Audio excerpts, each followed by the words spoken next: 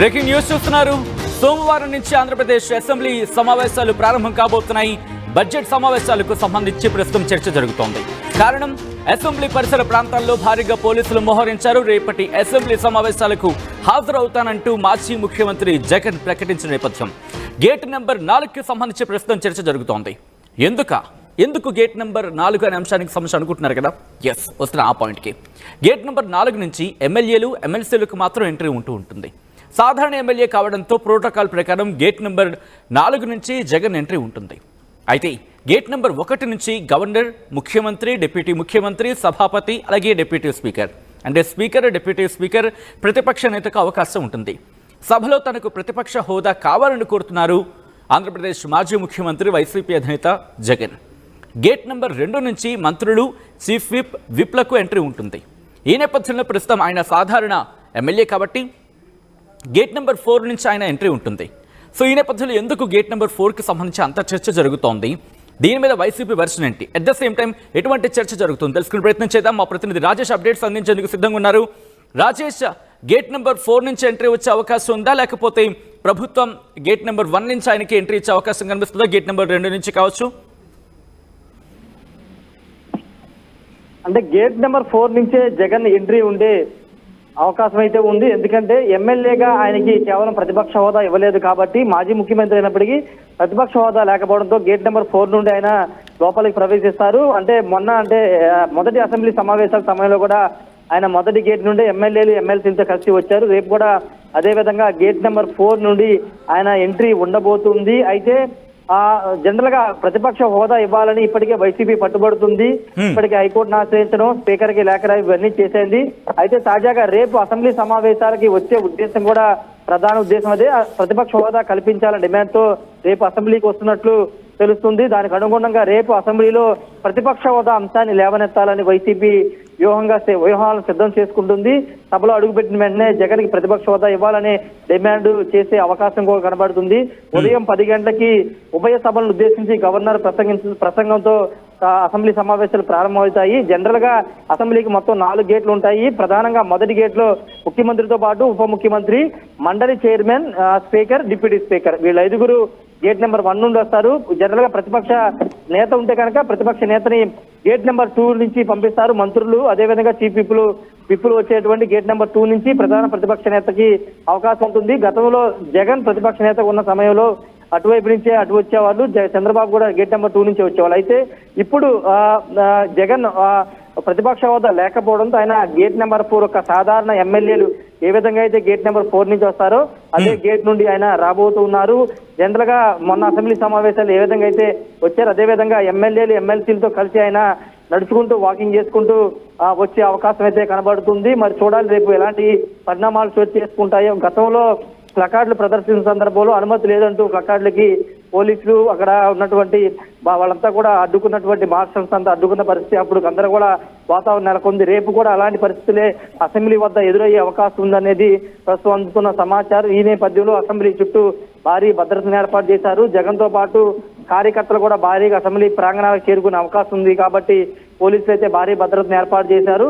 ప్రస్తుతానికైతే gate number 4 ద్వారానే జగన్ అసెంబ్లీలోకి అడుగు పెట్టబోతున్నారు. అయితే కేవలం రేపు ఒక్కరోజు మాత్రమే అసెంబ్లీకి జగన్ వస్తారా, మిగతా బడ్జెట్ సమావేశాలు అన్ని రోజులు అసెంబ్లీకి వస్తారనేది రేపు తెలియబోతుంది. రేపు గవర్నర్ ప్రసంగం తర్వాత జగన్ మీడియాతో కూడా మాట్లాడతారని తెలుస్తుంది. ముఖ్యంగా ప్రధాన ప్రతిపక్ష హోదా డిమాండ్ అంటే ప్రతిపక్ష హోదా ఇస్తేనే అసెంబ్లీలో ప్రజా సమస్యలు, రైతుల సమస్యలు అన్ని అంశాలను ప్రస్తావించడానికి సమయం కుదురుతుంది.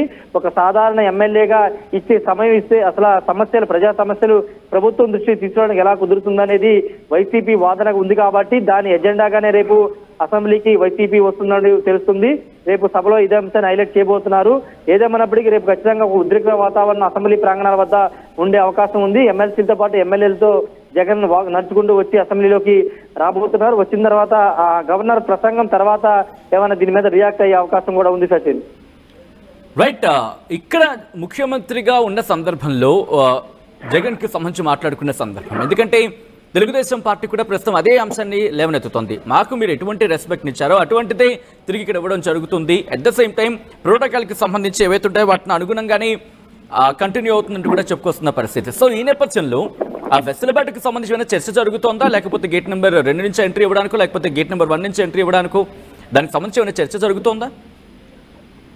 ఖచ్చితంగా అంటే టీడీపీ మొదటి నుంచి చెప్తున్న మాట ఒక ఎమ్మెల్యేకి ఇవ్వాల్సినటువంటి ప్రాధాన్యత ఖచ్చితంగా ఇస్తున్నాము.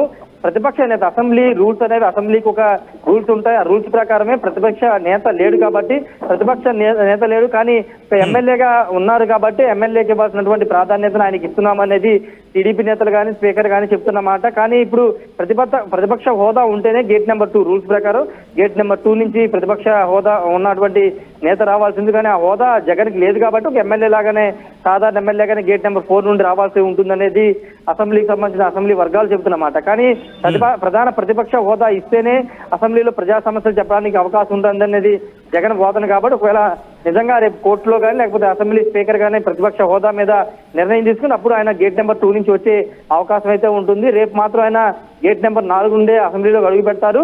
అడుగుపెట్టిన తర్వాత ఎమ్మెల్యేలు ఎమ్మెల్సీలు కలిసి వస్తారు. వచ్చిన తర్వాత అసెంబ్లీ సమావేశాలు రేపు ముగిసిన తర్వాత దాన్ని బట్టి నిర్ణయం ఉండే అవకాశం సచిన్. రైట్ రాజేష్, మొత్తంగా అయితే మాత్రం మాజీ ముఖ్యమంత్రి వైసీపీ అధినేత జగన్ ఎంట్రీకి సంబంధించి ప్రస్తుతం చర్చ జోరందుకుంటోంది. సోమవారం ఆయన ఏపీ అసెంబ్లీ సమావేశాలకు హాజరు కాబోతున్నారు. అసెంబ్లీ పరిసర ప్రాంతాల్లో ఈ నేపథ్యంలో భారీగా పోలీసులను మోహరించడం జరిగింది. రేపటి అసెంబ్లీ సమావేశాలకు హాజరవుతానంటూ ప్రకటించారు మాజీ ముఖ్యమంత్రి. గేట్ నెంబర్ 4 నుంచి ఎమ్మెల్యేలు ఎమ్మెల్సీలకు ఎంట్రీ ఉంటుంది. సాధారణ ఎమ్మెల్యే కావడంతో ప్రోటోకాల్ ప్రకారం గేట్ నెంబర్ 4 నుంచి జగన్ ఎంట్రీ ఉంటుంది. గేట్ నెంబర్ 1 నుంచి governor, CM, deputy CM, speaker, deputy speaker అలాగే ప్రతిపక్ష నేతకు అవకాశం ఉంటుంది. సభలో తనకు ప్రతిపక్ష హోదా కావాలంటూ కోరుతున్నారు ఆంధ్రప్రదేశ్ మాజీ ముఖ్యమంత్రి. ఈ నేపథ్యంలో గేట్ నెంబర్ 2కి సంబంధించి కూడా చర్చ జరుగుతుంటోంది. గేట్ నెంబర్ 2 నుంచి మంత్రులు, చీఫ్ విప్లకు ఎంట్రీ ఉంటుంది. ఈ నేపథ్యంలో గేట్ నెంబర్ 4 నుంచి రేపు జగన్ ఎంట్రీ ఇవ్వబోతున్నారు. రేపు అసెంబ్లీ సమావేశాలకు హాజరు కాబోతున్నట్టుగా తెలుస్తోంది. ఆర్టీవీ యాప్ వార్తల్ని క్షణాల్లో చదివే అవకాశం ఉంటుంది. ఒక న్యూస్ పేపర్, ఒక టెలివిజన్ ఛానల్ మీ చేతుల్లో ఎప్పుడూ ఉంటాయి.